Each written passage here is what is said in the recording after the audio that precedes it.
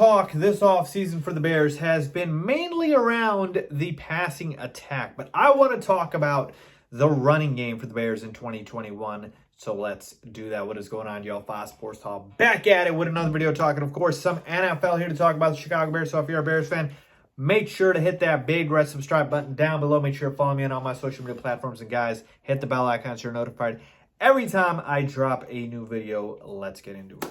So as I mentioned, the talk this entire offseason has been on the passing attack for the Bears, right? And what it's going to look like in 2021. The Bears signed Andy Dalton. Obviously, a lot of fans, including myself, were not happy with that. But then the Bears went and drafted quarterback Justin Fields from Ohio State, and that was a home run hit, and everybody's excited about that.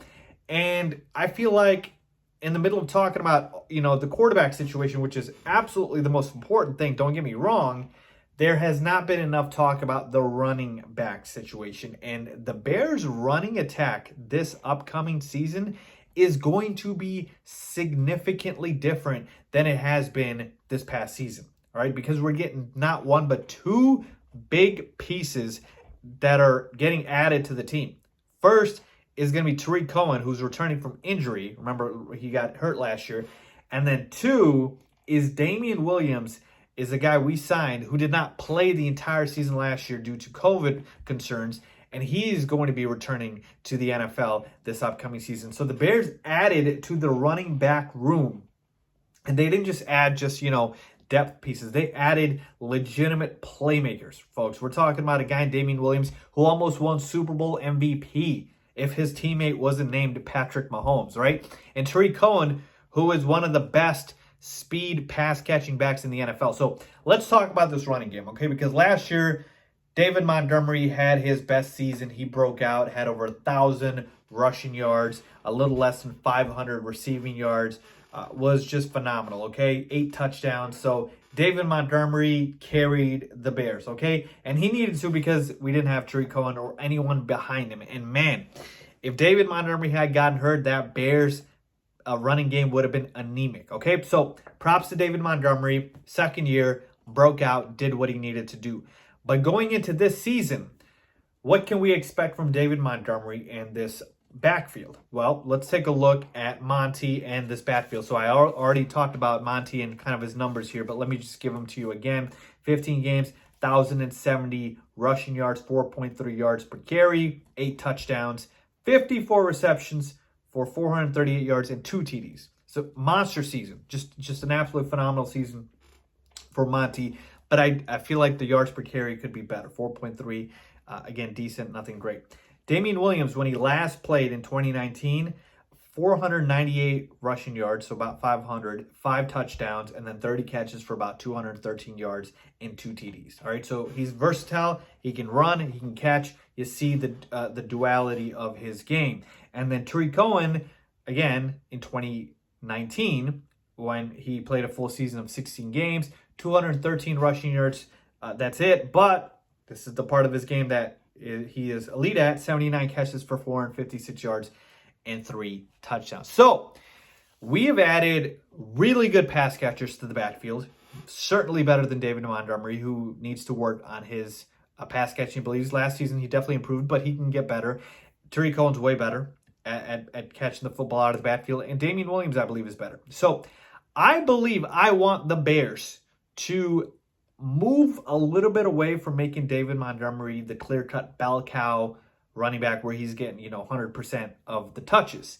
And you might be surprised to hear that and say, Faiz, really? You don't want David Montgomery to be our bell cow? Well, I do. He should still have the biggest workload by far, but I want it more of a 3-headed backfield. And I know fantasy football players are going to hate this. I am one of them, right? If you're looking to draft David Montgomery this upcoming season, you're not going to like that.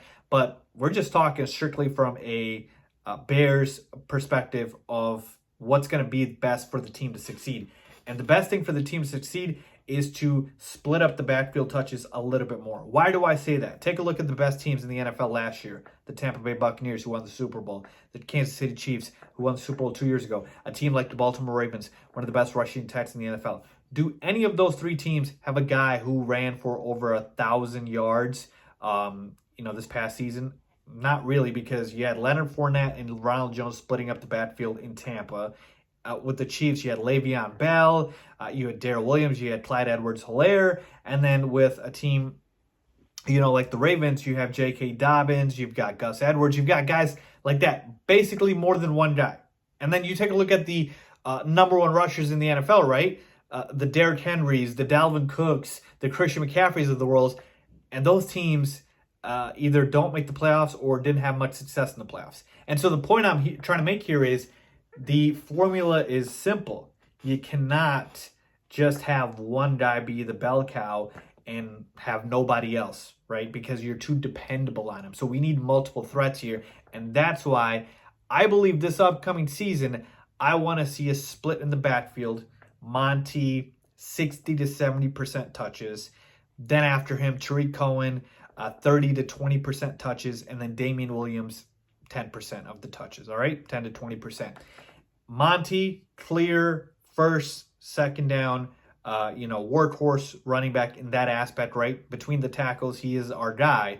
Tarik Cohen should be our clear passing down back on third down, the guy that we need to catch the football. And then Damian Williams could be a little bit of a quasi change of pace back, right? Whenever we need that a threat on the field of both, right? Because when Tarik Cohen's in the game, defenses know he's going to catch the football. More likely than actually run. When David Montgomery's in the game, he's probably going to run. But when Damian Williams is in the game, what's going to happen? So that's the advantage of a Damian Williams, because he can do both. And you want to keep the defense on their toes as much as possible, right? You don't want them to know what's going to happen. I'm not saying Monty can't catch, but he's better at running the football. I'm not saying Tarik Cohen can't run, but he's better at catching the football. So you get my point here. And so we need to utilize all three of these backs.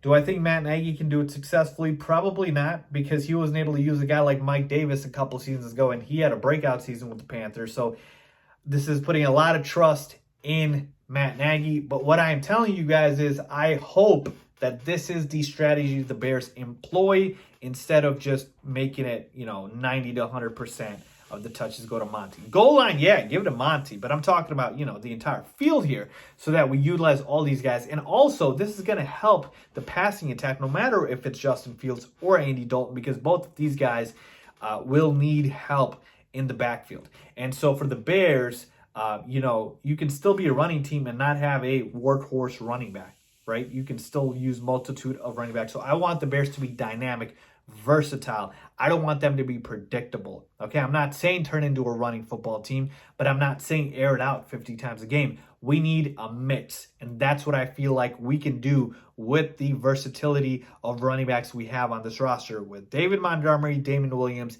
and Tarik Cohen. I love the additions of these guys. Let me know what you guys think. Leave a comment down below if you agree or disagree. As always, thanks for watching.